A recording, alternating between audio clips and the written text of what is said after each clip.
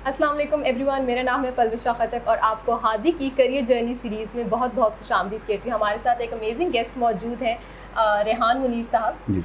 उनके पास development sector का बहुत वास्ट एक्सपीरियंस है एंड रिसेंटली नहीं, बहुत कुछ सालों पहले ही started working with education consulting. So welcome to the show sir. Thank you very much. So first of all हम अपने व्यूअर्स को इस जर्नी सीरीज़ में बेसिकली आपकी पूरी जर्नी के बारे में बताना पसंद करेंगे।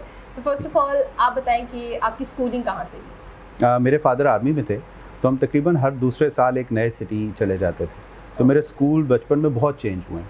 मैंने स्टार्ट लाहौर से ही लिया था। लाहौर में गैरिसन जूनियर स्कूल था जहाँ से मैंने क्लास 1 की, फिर सेकंड थर्ड मैंने आर्मी पब्लिक पिंडी से की, फिर प्रेजेंटेशन कॉन्वेंट में पढ़ा, फिर लॉरेंस कॉलेज में पढ़ा।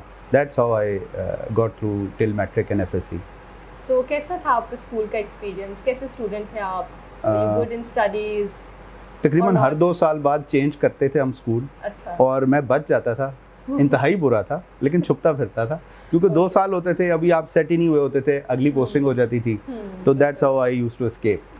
Okay, so you managed to pass every yes, class. I managed to pass every class, yes. Okay, तो कोई favorite subject या कोई favorite teacher? बिल्कुल नहीं। मेरे तो जब तक मैं पढ़ता था तो बिल्कुल कोई सब्जेक्ट मुझे अच्छा नहीं लगता था, बल्कि मैं तो खासा ये भी सोचता था कि ये मैं पढ़ता क्यों हूँ, इसका आगे क्या रोल होगा। Really? जी जी, लैगर्ड। तो मैट्रिक के बाद एफएससी कैसे आपने सिलेक्ट की? खुद सिलेक्ट की, पेरेंट्स ने करवाई? असल में एफएससी में मेरे पास कोई ऑप्शंस थी नहीं। मेरे फादर उस वक्त एटॉमिक एनर्जी में होते थे और हमारा जो कॉलेज था चश्मा में, उसमें 2 ही ऑप्शंस थी, या प्री मेडिकल या प्री इंजीनियरिंग। इसके अलावा कोई तीसरी ऑप्शन थी ही नहीं। तो नंबर तो मेरे बहुत कम थे, लेकिन फिर भी मुझे प्री इंजीनियरिंग ही मिला था क्योंकि मैंने कहा मेडिकल से आसान होगा। ठीक है, तो एफएससी के बाद आपने did you opt for bachelors खुद पसंद किया, अपनी पसंद से आपने सब्जेक्ट्स लिए या फिर किसी और की पसंद से सब्जेक्ट्स लिए? मैंने जैसे आपको बताया, मैं जाना चाहता था एयरफोर्स में। मेरे फादर नहीं चाहते थे कि मैं एयरफोर्स में जाऊँ।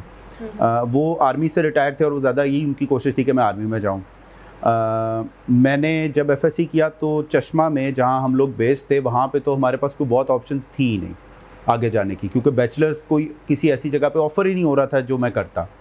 तो मैंने एडमिशन लिया बीबीए ऑनर्स में पिंडी में। इस्लामाबाद में एक यूनिवर्सिटी थी फौजी फाउंडेशन के नाम से, उसमें मैंने एडमिशन लिया और बीबीए ऑनर्स के लिए मैं रावलपिंडी आ गया और वहाँ पे मैं हॉस्टल में रहा। और वहाँ पे मैंने तकरीबन 4 साल पढ़ा। 3 साल का बीबीए ऑनर्स था और 1 साल का मास्टर्स था एमबीए। ये मैंने एफएससी के बाद परस्यू किया था। FSC obviously it was different, pre engineering, then you went towards BBA and then MBA. जी। सो वो वाला जो चेंज है, because you opted for it yourself, right? जी। तो वो आपने कैसे डिसीजन लिया उस चीज़ का? मैं ये चाहता था कि एक ऐसी ज़िंदगी हो जिसमें मेरे पास फाइनेंशियल इंडिपेंडेंस हो। मैंने अपने फादर को देखा था जब वो आर्मी से रिटायर हुए, तो पहली दफ़ा हमारे पास कोई थोड़े बहुत पैसे आए। इससे पहले तो हम एक बड़ी नॉर्मल सी ज़िंदगी गुजारते थे। तो मेरे ज़हन में ये था कि नहीं, ऐसी जॉब या ऐसी होनी चाहिए नौकरी जिसमें आपको ना पैसे जल्दी मिलें, इतनी देर तक रिटायरमेंट तक आपको वेट ना करना पड़े। तो मुझे लगता था गवर्नमेंट जॉब में ये पॉसिबल नहीं है। तो मैंने इस वजह से बीबीए ऑनर्स का सोचा कि मैं प्राइवेटली कोई जॉब करूँगा और probably I will be able to earn better. After MBA you started working या उसके बाद भी आपने कोई पढ़ाई की? नहीं, मैंने जब बीबीए ऑनर्स कर रहा था मैं, तो एक दफ़ा मैंने अपने फादर को फ़ोन किया और मैंने कहा जी इस दफ़ा मैं छुट्टियों में घर नहीं आऊँगा। तो उन्होंने कहा क्यों? मैंने कहा कि मैं समर्स में एक सब्जेक्ट ले रहा हूँ। तो वो उन्होंने कहा कि तो समर्स में क्यों ले रहे हो? मैंने कहा कि अगर कोई फ़ेल हो जाए या कोई सब्जेक्ट खुद से लेना चाहे तो समर में एक ऑप्शन होती है, इसलिए मैं ले रहा हूँ। तो उन्होंने कहा तुम फेल हुए हो या तुम खुद से ले रहे हो सब्जेक्ट? मैंने कहा जी मैं खुद से ले रहा हूँ क्योंकि मैंने ड्रॉप कर दिया था एक कोर्स। तो उस पर मेरे फादर ने पूछा, क्योंकि उनका तो प्राइवेट लाइफ से तो कोई ख़ास लेना देना नहीं था। उन्होंने मुझे कहा क्यों बेटे, आपने क्यों ड्रॉप किया? मैंने उन्हें कहा जी कि मैंने ड्रॉप इसलिए किया कि जो टीचर थे वो बहुत स्ट्रिक्ट हैं। तो उन्होंने 51 की हमारी टोटल स्ट्रेंथ थी और उसमें से कुछ 2 लोग टोटल पास किए, 49 फेल हो गए थे पहले सेशनल में। तो मैंने कहा जी मुझे लग रहा था कि रिज़ल्ट ख़राब ही ना हो जाए, तो इस वजह से मैंने ड्रॉप कर दिया और मैंने कहा मैं समर्स में लूँगा। तो मेरे फादर ने कहा कि बेटे आपको बेहतर पता होगा, आपका ये जर्नी तो आपने अपनी मर्ज़ी से चूज़ की है, बीबीए मैंने तो किया नहीं है, लेकिन अगर मैं अपने नज़रिए से देखूँ तो I don't see my son running away from a challenge. तो मुझे अच्छा लगता अगर आप फेल हो जाते हो। तो वो मुझे एक बड़ा वो लगा कि यार मैंने शायद कुछ गलत कर दिया। इंटरेस्टिंग। सो बेसिकली जो आपने बीच में बैंक अल-फलाह का जिक्र किया जहाँ पे आप इंटर्नशिप के लिए गए, so did you get the internship there और नॉट? मैंने इंटर्नशिप वहीं पे की थी और जी, और जब मैं इंटर्नशिप कर रहा था तो वहाँ पर इंटर्नशिप मेरी इतनी अच्छी हुई थी कि दो बातें हुई थी। जब मैं वहाँ से जा रहा था तो मुझे उन्हीं चीफ मैनेजर ने, जिन्होंने कहा था कि आप बहुत नालायक हैं, उन्होंने कहा था जब आप बैंक अल-फलाह में अप्लाई करेंगे तो आपने मुझे बताना है, मैं specially I will put in a word कि आप शॉर्टलिस्ट हो। सो मुझे लगा कि मुझे उन्होंने एक तरह से एक्नॉलेज किया कि यार मैंने इंटर्नशिप अच्छी की है and I prove my self. और दूसरा ये हुआ था कि मुझे उन्होंने कहा था कि हमारा एक सेट लेटर है जो हम हर किसी को देते हैं, हाउएवर अगर आप चाहते हैं कि कोई जुमला मैं उसमें चेंज करूं तो मैं आपके लिए कर दूंगा। So your first job was at allied bank? Second job was, first job मेरी ये कंसल्टिंग की थी जो 4000 की थी।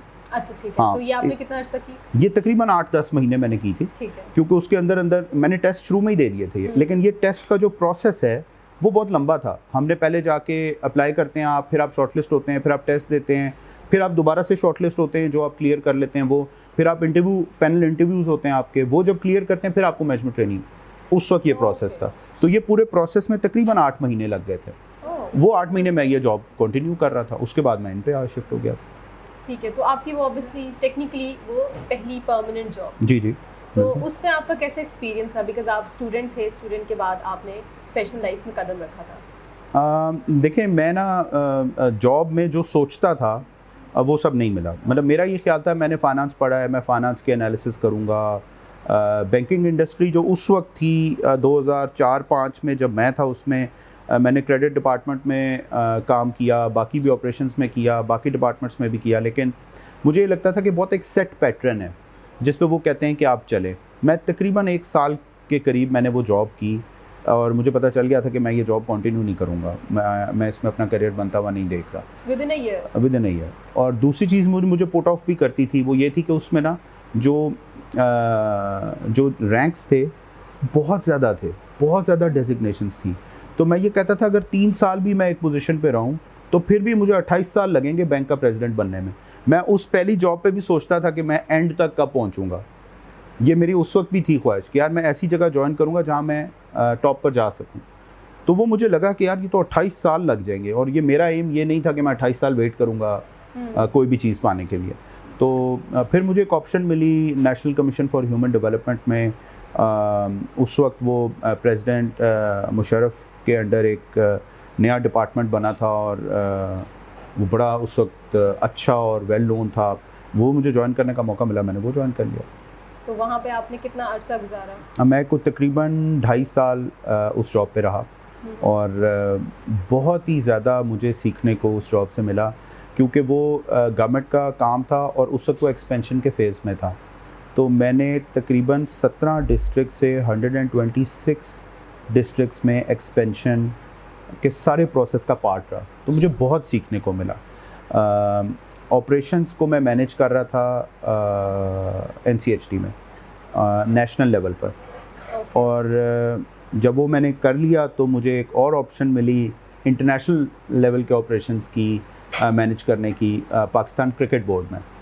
तो मैंने तकरीबन 2.5 साल के बाद ये जॉब से रिज़ाइन किया और मैंने पाकिस्तान क्रिकेट बोर्ड ज्वाइन कर लिया इंटरनेशनल ऑपरेशंस में।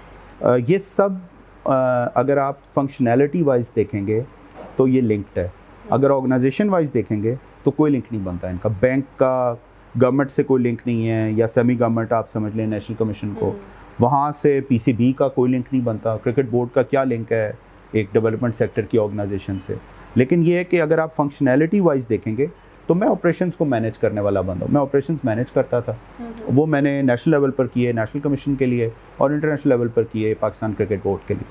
तो पाकिस्तान क्रिकेट बोर्ड में कितना अर्सा गुजारा आपने? मैं जी 1 साल के लिए पाकिस्तान क्रिकेट बोर्ड में रहा हूँ।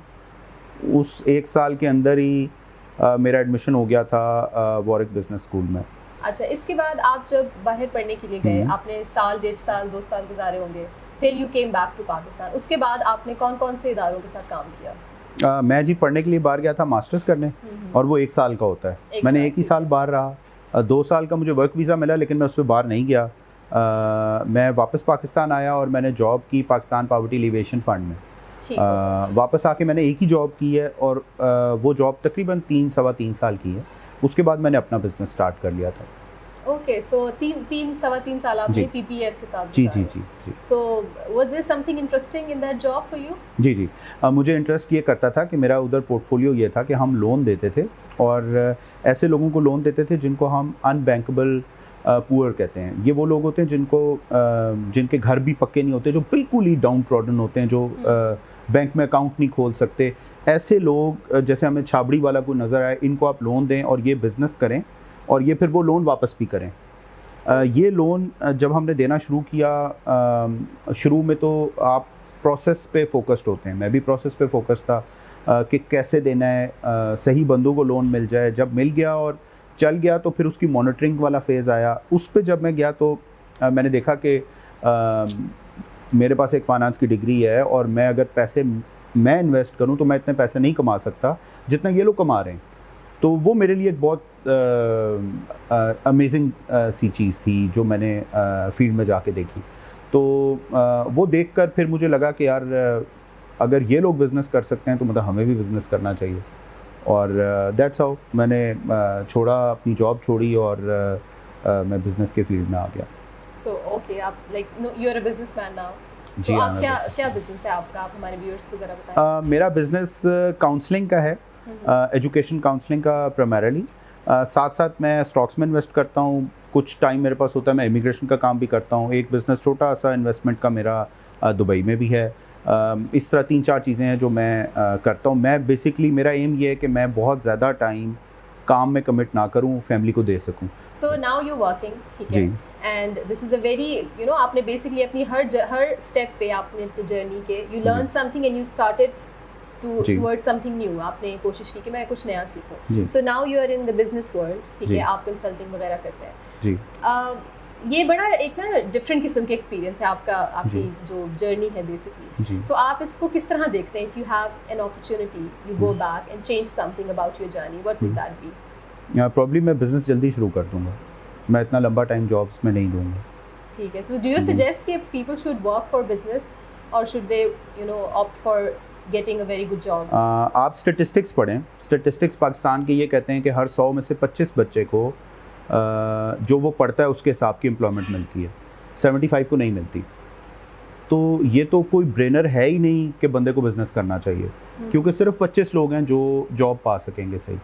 और फिर ये एक इंसान का माइंडसेट होता है, अगर तो वो आपका है कि आपने जॉब में ही एक्सेल करना है और आप एक बड़ा एम रखते हैं तो फिर तो ठीक है, आप उसे फॉलो करें। अदरवाइज़ मेरा ख्याल है कि आपको बिज़नेस की तरफ आना चाहिए और जल्दी आना चाहिए। सो आप अपने हमारी जो यूथ है उनको क्या सजेस्ट करना चाहेंगे कि वो क्या करें अब इस तरह की फील्ड में? मुझे ये फीलिंग आती है कि उनको लगता है कि उन्हें हर चीज़ का पता है, क्योंकि वो मिलेनियल्स हैं, इंटरनेट पे उनकी एक्सेस है, हर चीज़ है। बिल्कुल ठीक है, सब कुछ होगा। मुझे ये लगता है कि आपको थोड़ा सा रैशनैलिटी की तरफ जाना चाहिए। आप देखें कि ऐसी क्या चीज़ है जो बेसिकली आपने अच्छी की है, उसको डॉक्यूमेंट करें। अगर आपको लगता है कि कोई बहुत बड़ा कारनामा है तो फिर तो ठीक है। अदरवाइज़ ये परसिस्टेंस दिखाएं, रिसर्च करें, कुछ वजह बनाएं और उसके लिए मेहनत करें और फिर उस पर स्टिक करें। और जो भी चीज़ आती है, उसका रिज़ल्ट जो भी आता है उस पर स्टिक करें, एक्सप्लोर करें अपॉर्चुनिटीज़ को और करें। आप थोड़ी देर के लिए काम करते हैं और उसके बाद आप बोर हो जाते हैं, आप कहते हैं नहीं अब मैं ये नहीं करूँगा क्योंकि इससे मुझे रिटर्न नहीं मिल रहा। एकदम से रिटर्न हर काम का नहीं मिलता। कई काम है जो बहुत आहिस्ता करके रिटर्न देना शुरू करते हैं, लेकिन फिर बहुत रिटर्न देते हैं। So you have to wait for that. एकदम से नहीं करना चाहिए, इंसान को सोचना चाहिए कि मुझे अभी इसका रिटर्न मिले। इंस्टेंट ग्रेटिफिकेशन बेसिकली वो दैट्स द प्रॉब्लम जी। और दूसरे परसिस्टेंस मुझे नहीं नज़र आती। ज़्यादातर लोग ये हैं कि वो ईजी तरह का सलूशन ढूंढना चाहते हैं, शॉर्टकट ढूंढना चाहते हैं, ईजी वे आउट या शॉर्टकट। वो मुझे नहीं लगता वो को बहुत मिलता है इधर, मेरे ख्याल में। चलिए ठीक है, thank you so very much.